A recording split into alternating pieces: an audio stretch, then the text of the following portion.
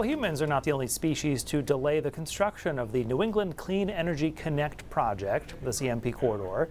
Through court action and a referendum, the project has been delayed months at a time. But a few years ago, it was bats causing the delay. In 2021, bats caused a 2-month pause there.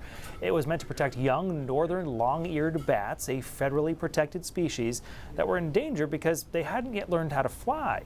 By August of that year, crews, though, were back to work on that project. Now, we're talking about bats because today is Bat Appreciation Day. Yeah, there's a lot of mystery and some fear about these creatures of the night. But 20 years ago, our Lori Shamworth shined a little light on them.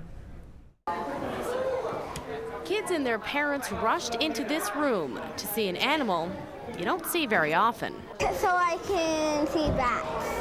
A speaker from the Chewonki Foundation, an environmental education center, started off his lesson with pictures of the winged creatures, from the smallest, known as the bumblebee bat, to the biggest, a flying fox. I know they're the only mammal that can fly, and they're nocturnal.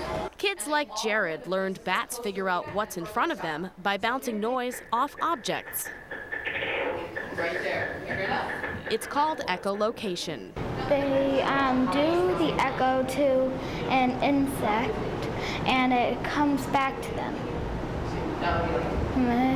And it's like it tells them which kind it is.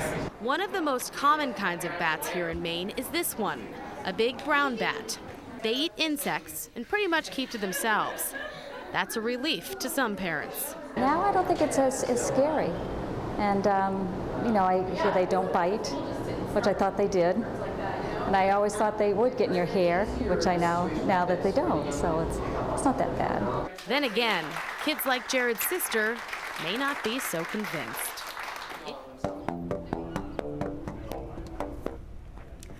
Okay, Brian Lees knows a thing or two about bats. He's the author of multiple kids' books on bats and the hijinks they get up to. Titles like Bats at the Beach and Bats at the Library. When we spoke to him in 2014, he came with, you're looking at it, a specially designed bat and music themed vehicle for his book Bats in the Band. He figured with their excellent hearing, bats would love to create music. And through the project, he was able to tap into his own interest in song. I actually have a lot of instruments at home that I cannot play. My most recent one is a drum kit, and I make lots of noise, but only when nobody else in my family is there. Well, actually, I read your bio. So you played the violin, that sort of slid into fiddling, piano, the drum kit, banjo, is that right? Banjo, acoustic guitar, and an electric guitar, and also in 3rd grade, the recorder. As many kids started out with the recorder. Well, it all worked out because it all comes around and it all turns out to be useful, right? Well, one of the nice things about writing books is that you can make your characters good at things that you can't do. So I am a frustrated musician, but sort of expressing my joy of music through the bats. Because music matters. I mean, if you look at human culture, every single human culture has music in it. So it's something that we share. It's a shared cultural thing.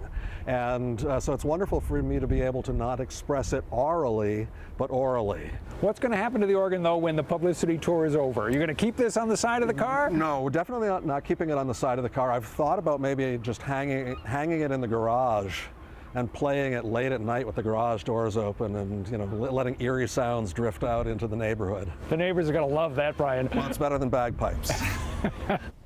Fair point. Yes, and I think the acoustics in the garage would actually be perfect for it, but the neighbors probably don't love it so much. Yeah.